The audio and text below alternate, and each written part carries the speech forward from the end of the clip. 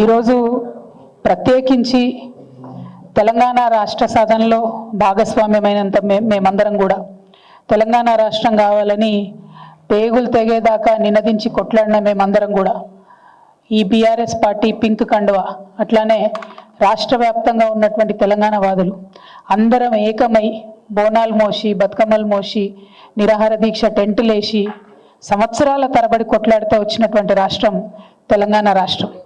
ఆ తెలంగాణ రాష్ట్ర సాధనలో ఏమాత్రం పాత్ర లేనటువంటి వ్యక్తి మన ముఖ్యమంత్రి రేవంత్ రెడ్డి గారు. ఏమాత్రం పాత్ర లేకపోవడం పక్కన పెడితే ఉద్యమకారులపైనే గన్ను పెట్టుకొని ఎదురు తిరిగినటువంటి వ్యక్తి రేవంత్ రెడ్డి గారు. తెలంగాణ వాదులకు, తెలంగాణ బిడ్డలకు తెలంగాణ రాష్ట్రం పట్ల ఉన్నటువంటి ప్రేమ కానీ, గౌరవం కానీ, ఈ రాష్ట్రం ఎదగాలనేటటువంటి ఆకాంక్ష కానీ, మన దురదృష్టం ఏంటంటే మన రాష్ట్రానికి ప్రస్తుతం ముఖ్యమంత్రిగా ఉన్నటువంటి రేవంత్ రెడ్డి గారికి ఏది కూడా లేదు. ఎందుకోసమని ఈ మాట మాట్లాడుతూ ఉన్నామంటే చాలా బాధతోని ఇవాళ ఈ ప్రెస్ మీట్ పెడతా ఉన్నాం. ఎందుకోసం?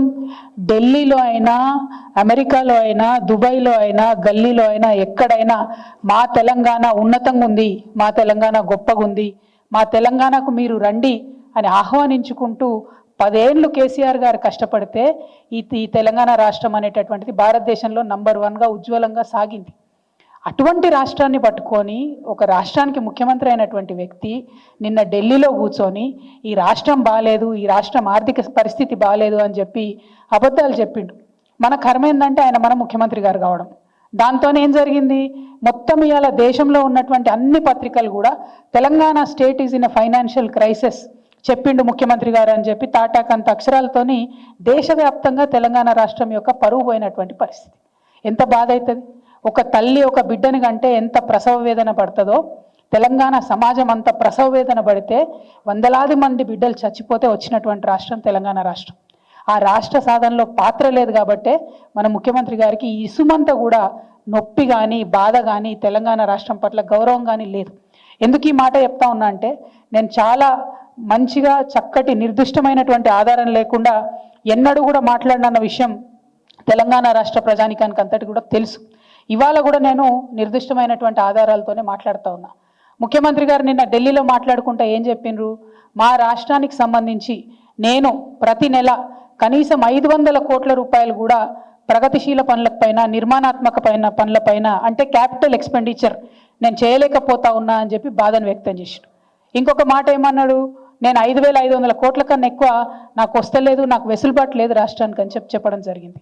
ఇవాళ రాష్ట్రానికి వస్తున్నటువంటి ఆదాయం నేను చెప్తున్న లెక్కలు కాదు, ఆర్బీఐ చెప్తున్న లెక్కల ప్రకారం 18,800 కోట్ల పైచిలకు ఆదాయం ఈ రాష్ట్రానికి వస్తుంది. అందులో అయ్యే ఖర్చు ఎంత అంటే జీతాలకు, అప్పులకు, ట్యాక్సులకు, వాటికి ఖచ్చితంగా ఇవ్వాల్సినటువంటి ఖర్చు 6,000 కోట్లు. అంటే 18,800 కోట్లలో మీరు 6,500 కోట్లు తీసేస్తే మీకు నికరంగా 12,000 కోట్ల పైచిలకు ప్రతి నెల రాష్ట్రం దగ్గర ఆదాయం ఉంటుంది.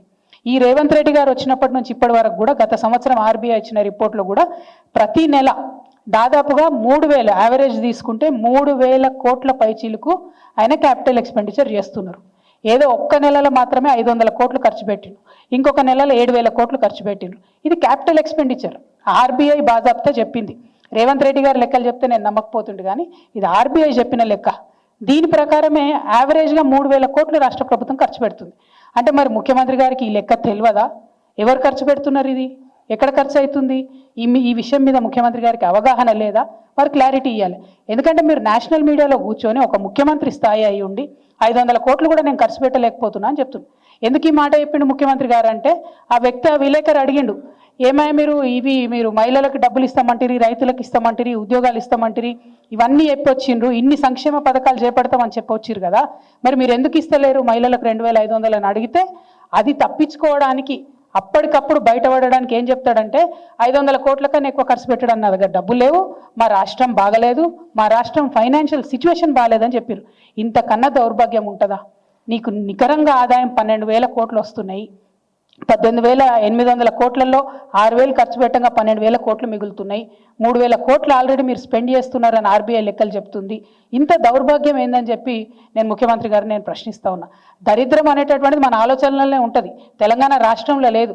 తెలంగాణ రాష్ట్రాన్ని కేసీఆర్ గారు ఒక స్థాయి వరకు తీసుకొచ్చి నిలబెట్టిండ్రు. ఇప్పుడు దాన్ని మొత్తం పడగొట్టాలి, అదేం బాగలేదని చెప్పాలనే ప్రయత్నంలో మన సొంత రాష్ట్రాన్ని అవమానిస్తున్నటువంటి ముఖ్యమంత్రి గారి వైఖరిని ఈ సందర్భంగా నేను తీవ్రంగా ఖండిస్తూ ఉన్నాను. అదేవిధంగా తెలంగాణ రాష్ట్ర ప్రజలకు మరొక ముఖ్యమైన విషయం చెప్పాలి. ఈ నిన్నటితోని 7వ తారీఖుతోని 15 నెలలు అయింది ఈ కాంగ్రెస్ ప్రభుత్వం అధికారంలోకి వచ్చి. ఈ రోజుతోని వీరు తీసుకొచ్చిన అప్పు, ఈ 15 నెలలలో వీరు తీసుకొచ్చినటువంటి అప్పు అక్షరాల 1,50,000 కోట్ల రూపాయల అప్పు తీసుకొని వచ్చారు. 15 నెలలల్లో 1,50,000 కోట్ల అప్పు అంటే ఆ అప్పు మామూలుగా తీసుకురాలే. 2024 నవంబర్ 30 నుంచి మొదలు పెడితే ఇప్పటి వరకు ఈ రోజు వరకు తీసుకున్నటువంటి అప్పు మొత్తం 1,52,918 కోట్ల రూపాయలు కరెక్ట్గా చెప్పాలంటే. అంటే నెలకు దాదాపుగా 10,000 కోట్ల రూపాయలు అప్పు తీసుకొస్తున్నారు మీరు. మరి 10,000 కోట్ల రూపాయలు ఏడిపోయినట్టు?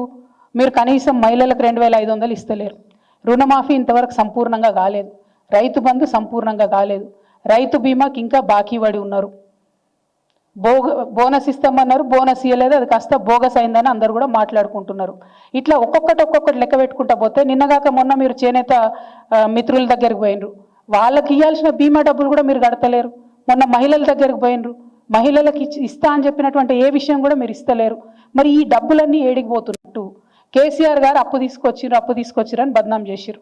ఇవాళ మేము కేసీఆర్ గారు తీసుకొచ్చినటువంటి అప్పుకు మీకు న్యాయ పైసతో సహా లెక్క చెప్తాం. మరి మీరు కూడా మీరు ఈ 1,50,000 కోట్లు తీసుకొచ్చిరు, దానికి లెక్క చెప్పాలని చెప్పి నేను డిమాండ్ చేస్తూ ఉన్నా. కేసీఆర్ గారు మొత్తం 10 ఏళ్లలో తీసుకొచ్చిన అప్పు ఎంత అంటే, ఇది కూడా ఆర్బీఐ రికార్డే, నేను చెప్పే కవిత్వం కాదు. అప్పు ఎంత అంటే 3,89,000 కోట్లు. దాంతోపాటు మనం గ్యారంటీలు ఇస్తాం కార్పొరేషన్లకు ప్రభుత్వంగా, అది మరొక 38 కోట్లు, అంటే 38,000 కోట్లు. మొత్తం కలిపి 4,30,000 కోట్ల రూపాయలు కేసీఆర్ గారు అప్పు తీసుకొస్తే ఒక్క కాళేశ్వరంకే 90,000 కోట్లు మేము ఖర్చు పెట్టినాం. అది కాకుండా ఇతర మొత్తం ప్రాజెక్టులకు, పెండింగ్ ప్రాజెక్టులకు, రిజర్వాయర్లకు, చెరువులకు, మైనర్ ఇరిగేషన్, మేజర్ ఇరిగేషన్ అన్ని కలుపుకుంటే 1,37,000 కోట్లు వాటి కోసం పెట్టడం జరిగింది. మిషన్ భగీరథ మీద 37,000 కోట్లు పెట్టడం జరిగింది. మొత్తంగా అగ్రికల్చర్ అంతా కూడా, వ్యవసాయం అంతా కూడా చూసుకుంటే 30,000 కోట్లు రుణమాఫీ చేసినాం.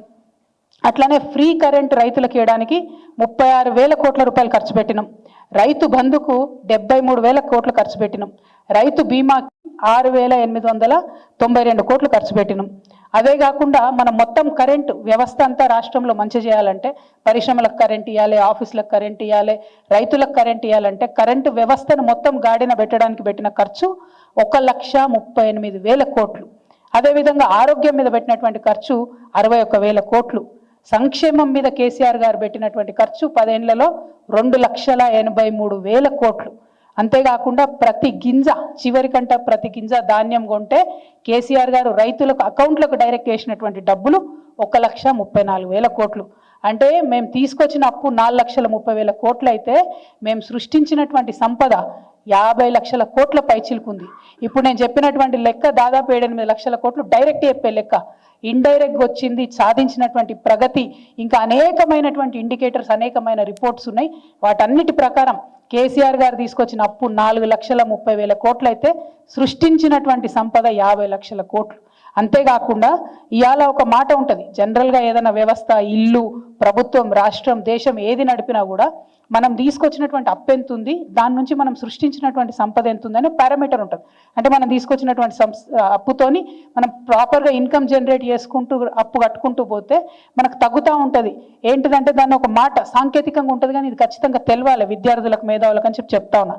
ఇంట్రెస్ట్ పేమెంట్ పర్సంటేజ్ ఏదైతే మన రాష్ట్రంలో వచ్చే ఆదాయంతో ఇంట్రెస్ట్ పేమెంట్ పర్సంటేజ్ ఏదైతే ఉంటుందో అది రాష్ట్రం వచ్చేటప్పటికి, తెలంగాణ రాష్ట్రం వచ్చేటప్పటికి 21.64 అంటే 21.64% ఉంటే, మా ప్రభుత్వం అయిపోయినాటికి 2023లో మేము అధికారంలోంచి వెళ్ళిపోయే సమయానికి 17.19% తగ్గించుకోగలిగినాం. అంటే ఎంత బాధ్యతగా తీసుకొచ్చినటువంటి అప్పును నిర్మాణాత్మకంగా గడితే అది సాధ్యమైందన్నటువంటి విషయం ప్రజలందరూ గమనించాలని చెప్పి నేను కోరుతా ఉన్నాను. మరి ఇవాళ ముఖ్యమంత్రి గారి గురించి ఆలోచిస్తుంటే నిజంగా చాలా దయనీయంగా ఉంది. ఆయనకు ఒక సామాజిక దృక్పథం లేదు, ఒక ఆర్థిక క్రమశిక్షణ లేదు, వాగ్దానాలు నిలబెట్టుకోవాలనేటటువంటి నియతి లేదు, కనీసం భవిష్యత్తు పట్ల ఒక దూరదృష్టి లేదు, పేదవాని కడుపు నింపాలనేటటువంటి ఆలోచన లేదు. నేనేమంటున్నా అంటే ఈ 15 నెలలల్లో మీరు వచ్చినట్టు అప్పులు తీసుకుపోయి పెద్ద కాంట్రాక్టర్లకు ఇచ్చిండ్రు. ఇంకా 35 నెలలు మాత్రమే ఉన్నది. కనీసం నెలకొక మంచి పని చేయండి. మీరు ఒక నెలకొక్క మంచి పని అనే ఒక్కటైనా మంచి పని చేయండి. ఈ 15 నెలల్లో చెప్పుకునే స్థాయిలో ఒక్క పని కూడా మీరు చేయలేదు. అదేవిధంగా మీరు ఈ అప్పు ఏదైతే తీసుకొచ్చిరో ఆ అప్పుకు సంబంధించి ఖచ్చితంగా ఒక వైట్ పేపర్ రిలీజ్ చేయాలని చెప్పి నేను డిమాండ్ చేస్తా ఉన్నా. ఎందుకంటే 12,000 కోట్లు నెలకు నికరంగా డబ్బులు కనబడుతున్నాయి. ఒక్క సంక్షేమ పథకం ప్రారంభం కాలేదు, ఒక్క పెద్ద ప్రాజెక్టు ప్రారంభం కాలేదు.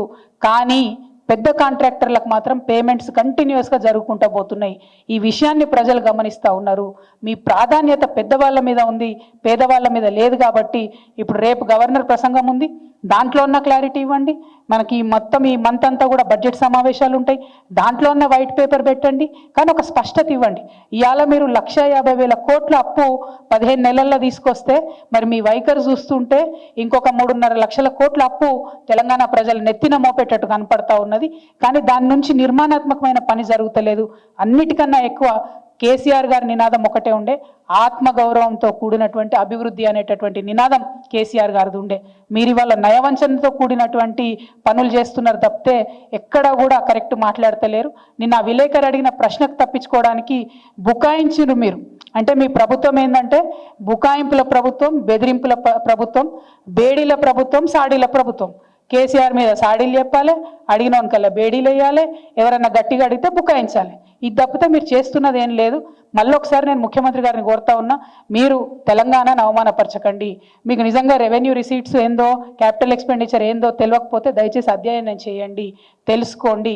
అంతేగాని తెలంగాణను అవమానపరచకండి. ఆయన మాట్లాడుతున్న మాటలు చూస్తుంటే నేను ఎట్లా అనిపించిందంటే, ఓ పక్కనేమో 500 కోట్లు లేవంటాడు, ఇంకో పక్కనేమో నా పోటీ న్యూఢిల్లీతోని కాదు న్యూయార్క్తో అంటాడు. మరి 500 కోట్లు లేని వాళ్ళు న్యూయార్క్ లెక్క ఎట్లయితారు నాకు అర్థం కాదు. అంటే విషయం ఏంటంటే ఆయనకు సబ్జెక్టు లేదు, ఆబ్జెక్టు లేదు, అంత బబ్రాజమాదం భజగోవిందం అన్నట్టు అవుతుంది పరిస్థితి తప్పితే ఇంకోటి ఏం లేదు. నేను ముఖ్యమంత్రి గారిని మళ్ళీ కోరుతున్నా, మీరు బాధ్యతాయుతమైన పొజిషన్లో ఉన్నారు, తెలంగాణను అవమానం చేయకండి. తెలంగాణలో మంచి పొజిషన్లో ఉన్నారు, దాన్ని అట్లా నిలబెట్టండి, ముందుకు తీసుకెళ్ళండి. బాధ్యత గల ప్రతిపక్షంగా మేమందరం కూడా మీకు అండగా ఉంటాం. కానీ అవమానిస్తే మాత్రం ఊరుకునేది లేదని చెప్పి మేము ప్రభుత్వాన్ని హెచ్చరిక చేస్తూ ఉన్నాం. నేను అదే చెప్తున్నా కదా, మంచిగా నేను పాయింట్ టు పాయింట్ లెక్క చెప్పిన. బీఆర్ఎస్ తీసుకొచ్చిన అప్పు 4,30,000 కోట్ల రూపాయలు. నేను ఆల్రెడీ మీకు 9 లక్షల పైచీలకు లెక్క చెప్పిన. అది కాకుండా సృష్టించినటువంటి సంపద 50 లక్షల కోట్లు. అదేవిధంగా నెలకు వచ్చేటటువంటి ఆదాయంలో 18,800 కోట్లు వస్తే 6,000 కోట్లకు ఎక్కువ ప్రభుత్వానికి ఖర్చు అయితే లేదు. మరి ఇక్కడ పోతున్నట్టు ఈ 12,000 కోట్లు, దాని మీదనే మేము వైట్ పేపర్ అడుగుతా ఉన్నాం. ఈ 12,000 కోట్లల్లో ఈ 15 నెలలలో ఒక్క పెద్ద పని కూడా వాళ్ళు చేయలే. మరి ఎవరికి ఇస్తున్నారు పైసలు? ఎందుకోసం ఇస్తున్నారు పైసలు?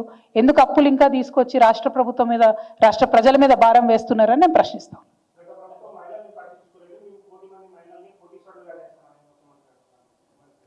కోటి మంది మహిళల్ని కోటీశ్వరులు చేయాలంటే ఒక సాలిడ్ పథకం ఏదైనా ఉండాలి కదనే.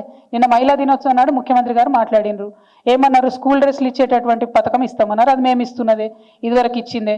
మేము 50 రూపాయలు ఇస్తుంటిమి, ఆయన దాన్ని 75 రూపాయలు చేస్తా అన్నారు. కానీ మేము 50 రూపాయలు 2 సార్లు ఇచ్చేది, ఆయన 75 రూపాయలు ఒకటేసారి ఇస్తా అన్నాడు. అంటే కోషిని తప్పితే పెంచింది ఏం లేదు. ఏ పథకం తీసుకున్నా కేసీఆర్ గారి పథకంలో కోతలు పెట్టడం తప్పితే ఆయన చేస్తున్నటువంటిది ఏమీ లేదు. కొత్త పథకం లేదు. అప్పులు చేస్తున్నారు, తప్పులు చేస్తున్నారు తప్పితే ఏ ఒక్క విషయంలో కూడా ఏదో గొప్పగా పనిచేస్తున్నారు అనేటటువంటి ఆలోచన కనపడతలేదు. పెట్రోల్ బంక్ పెట్టించినామన్నారు బ్రదర్ మహిళలకు. ఏంది మొత్తం జిల్లా సమాఖ్యలో అంటే వేలాది మంది మహిళలకు కలిసి దాని లాభం పంచుతారంట.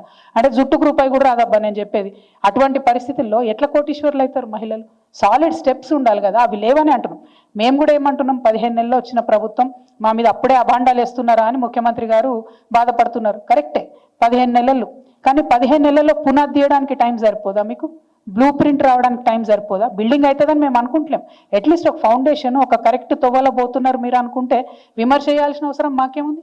పునాదాన్ని వేయాలి కదా. ఆ పునాదే లేదన్నది మా బాధ, అంతకు మించి ఇంకోటి ఏం లేదు.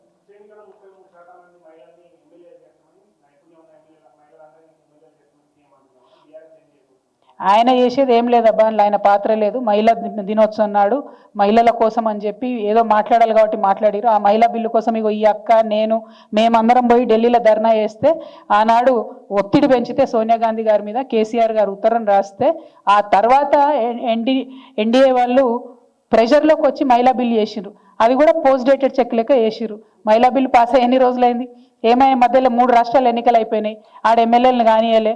మరి ఇప్పుడన్నా వాళ్ళు కనీసం జనాభా లెక్కలు చేస్తేనే ఇక్కడ ఎమ్మెల్యేలు అవుతారు మహిళలు. మాకు ఇక్కడ 53 మంది ఎమ్మెల్యేలు అవుతారు మహిళలు. ఘంటాపథంగా చెప్తున్నా, ఇక్కడ ఈ రాష్ట్రంలో 53 మంది మహిళా ఎమ్మెల్యేలు అవుతారంటే అది కేవలం బీఆర్ఎస్ పార్టీ వల్ల మాత్రమే సాధ్యమైందని చెప్తున్నారు.